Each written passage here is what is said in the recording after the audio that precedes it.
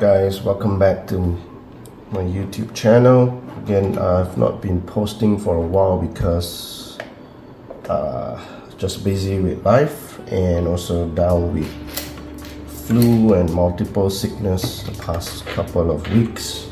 I've been wanting to do this and make this video out, but I finally got to come back to this video, and I just want to tell you what I've done, what changes have been put into the car, how it performs, so on and so forth. So in my last video, you can see my unboxing, and it basically came in this Mustang body, right?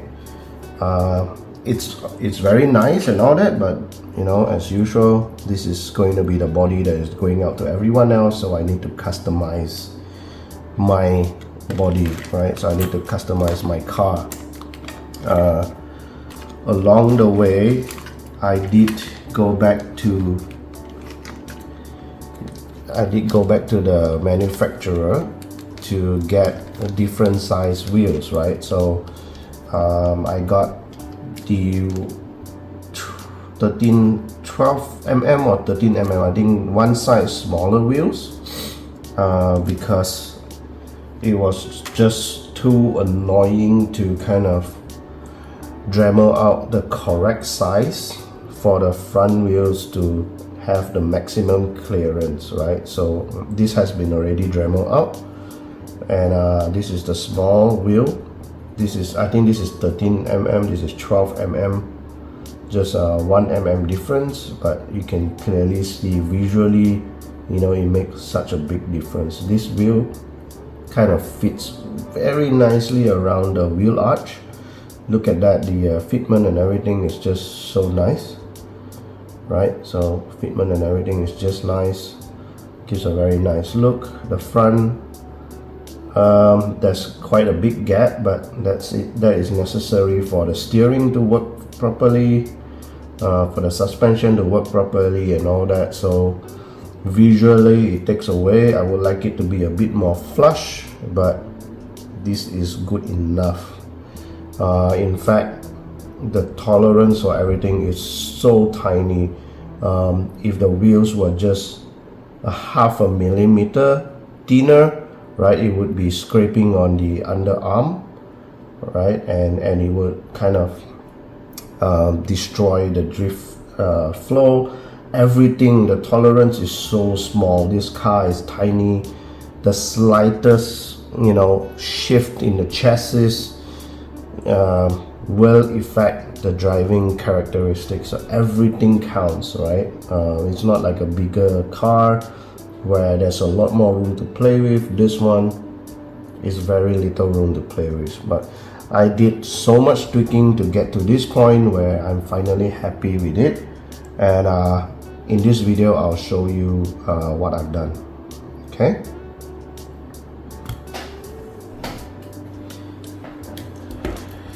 so first things first, we talk about the body, right? So again, if you look at my previous video, I kind of love this Alfa Romeo Giulia. It's a very nice car. If only I could own one in real life, but no, it's too expensive.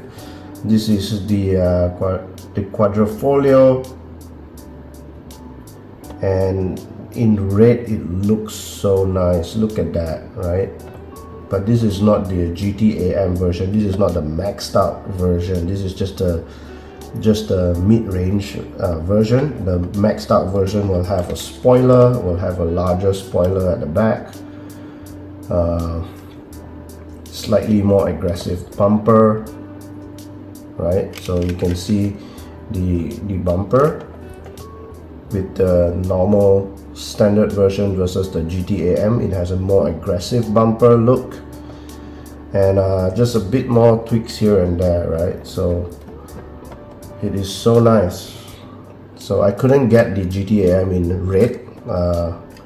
I think it's sold out or it's discontinued. You cannot find the Burago red version of this GT-AM model, so I had to settle with this green one. But this green one is nice as well because it has the carbon fiber roof with the racing stripes, the white paint in the front, and just some racing livery, which is nice, gives it a very nice look.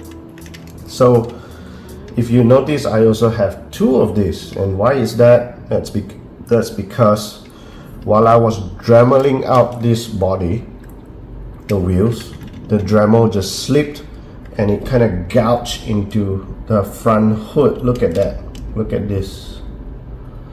So for all of you who wants to change to the body, you need to be extremely careful, right?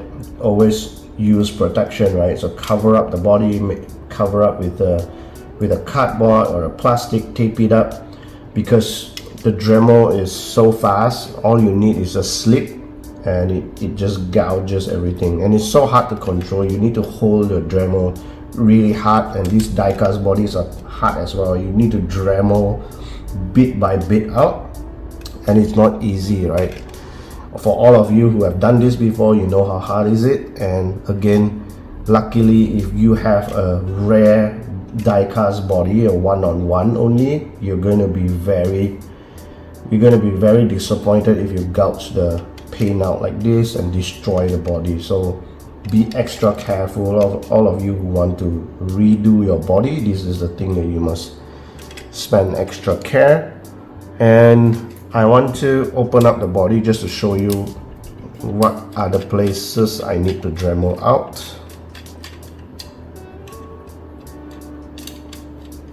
Just 1 second. So the other thing I need to do is to Dremel out the front portion, right? So there's a shaft for the screw, right? For the front screw, I need to Dremel that out so that it could fit the body. But that also means that if you Dremel this out, there's no place for you to attach the body, right? So when the chassis goes on top, it needs to be secure. You can't have the body shifting around, because that's going to cause issues on the fender, right? When the wheels are turning, it's going to rub on the fenders, and it's going to cause a lot of problems. The body needs to be securely held in place. So that was one of the biggest challenge for me. So what's left in the body is I need to use this back pin or screw area to secure the body, right? So if you look at, you can see this. So I have to use this to secure the body. So how do I do it is, if you look at this, if I open it, right, this is what it looks like inside. So you can see a long screw here. It's so tiny. So you can see a long screw. It goes into this pot, right? So that kind of secures it on the front.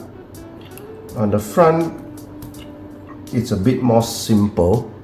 On the front, if you look at the original shell, there are 3 of these plastic bits. Okay, there's 3 of these plastic bits here, 1, 2, and 3. This kind of fits perfectly in between this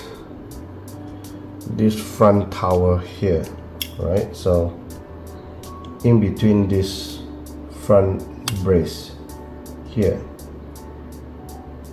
sorry, I think it's this, in between these 2 pieces here, right? So it kind of wedge it in between and kind of secure the front half, and then the back half is secured by this screw, right? While you're doing all of that, you have to make sure that the height of your electronics and wiring, right, do not exceed the height of the body as well. There's absolutely no room inside. Everything fits just snugly and perfectly. And to make things worse, I am running these 1S 300 milliamp batteries.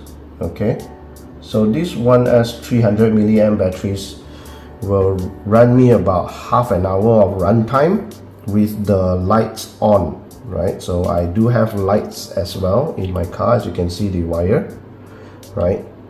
I am using the light sockets in the ESC, and I'm using this tiny connector, right? Micro GST type things, I don't know what's it called, right? So there's a male and female port. I'll just use this to connect to the lights.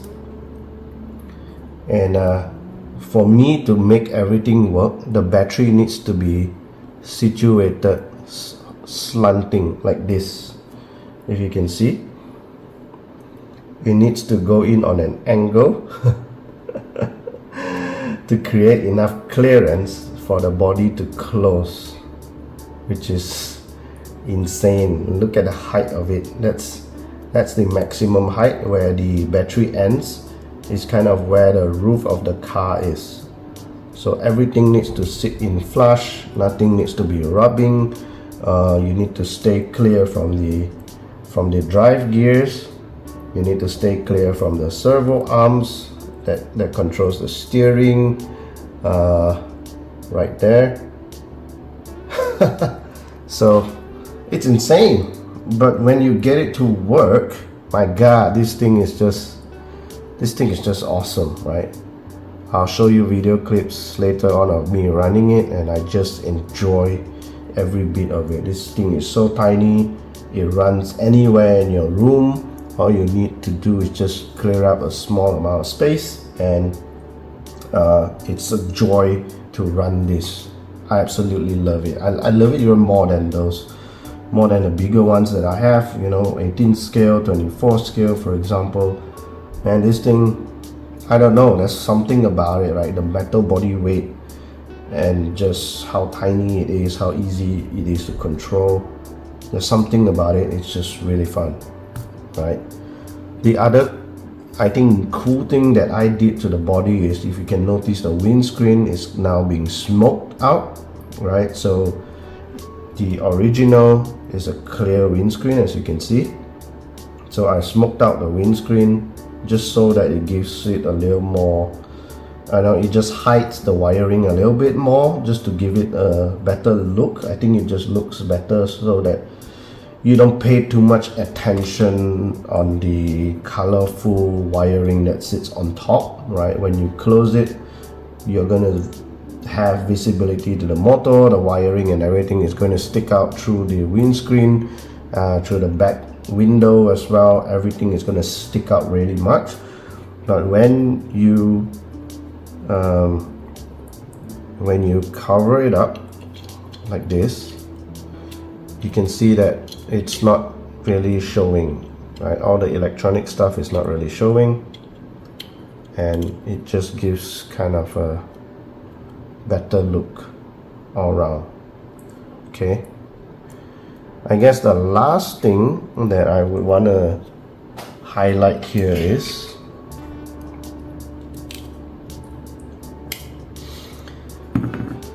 so a lot of customizers, or a lot of people who put the chassis on, I realized that, number one, they don't fit in the lights, right? So for me, I do cut out this silver light housing bit, right, and fit it back into the headlamps, just to give it like a better look. I think the LED sticking out, just the LEDs is too big and it's visible, just kind of takes away from the look a little bit. But I would like for it to look as original as possible, right? So it has the silver bit inside. I don't know if the light is shining correctly. You can see the silver bits inside. Yeah, I think the LED is not doing it any justice, but I don't know. So that's number one. Number two is the lip, the under lip, right? A lot of people just use the die cast, slap it on top of the chassis and call it a day. But if you look at it, without the lip, without the underlip, right, it's just missing something there, right? And the lip is on the chassis, so I had to cut this piece out. Make a special bracket so that it connects to the chassis, right? It connects to the chassis with these two screws here, so that it fits nicely onto the model, right? So it gives it a very nice look with this underlip here. It looks almost OEM, right? So everything needs to be cut down, just file it just enough for the wheels to kind of go through. Not sure if you can see it, but it's so hard to do.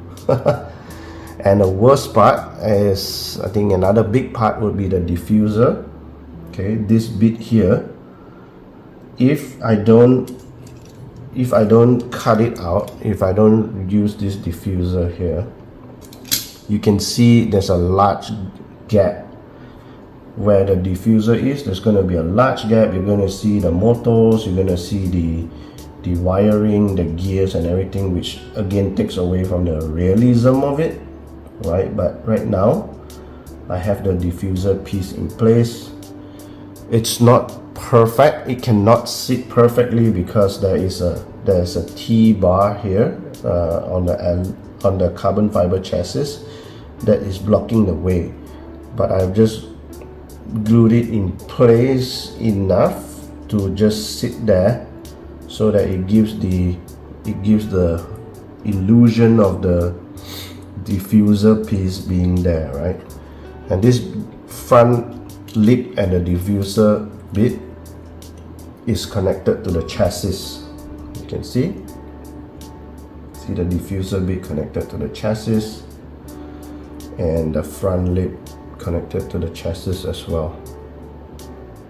So this is the two extra items that I did just to make it look a tad bit nicer. I wanted to paint the exhaust tips like what I did here. You can see, so one is painted, one is not. I want to paint it on as well so it looks nicer. Just tiny details just to make it, look better. But yeah, I think this is all. Gyros in place. Took forever to just fine-tune everything, to tweak it the way it's running now. Maybe let me highlight one downside that I've noticed, or one negative to be improved. Number one is these lower arms, right? So let me see if I can highlight this. So the lower arms, this one, both sides, whenever you're not running the car, the spring actually pushes the wheel down to the maximum, where it gives a lot of stress on this ball joint, right? So a lot of stress on this ball cup area, and I noticed that my one is starting to become loose over time, and this pops out very easy, right? So as you continue to run this more often, this cup here just starts to wear out, and then these ball joints start to pop out. I think this is a common thing that's going to happen with 3D printed products, 3D printed material as well. So I think on the long run, these are the points that are going to wear out very fast, because they are the ones that move a lot, right, during the run time, and there's a lot of stresses on it. So I hope that, if it can be, I don't know if there's any better material we can use for printing. Maybe in the future we can print metal parts or something. It will help with the durability, but right now I'm just a bit worried that this is the first few things that are going to go out for me, and it's going to wear out very soon. I do like that the chassis bits are carbon fiber. This really helps a lot with the rigidity of the car. It doesn't flex a lot, so when you put on the cover, it just helps keep everything in place. I'm not using any magnets for the body shell. Everything is friction in place, and it works for me really well. Okay, so am I going to recommend someone new to do a body swap? My answer is no. There is a lot of work, right? A lot of patience, a lot of work, a lot of trial and error to fit it in. Number one, fit it in because you don't have 3D printed brackets like the original shell, right? Again, those guys have put in a lot of effort to kind of mount everything in place for you. But if you were to do it yourself, it's a trial and error to get everything in place, number one.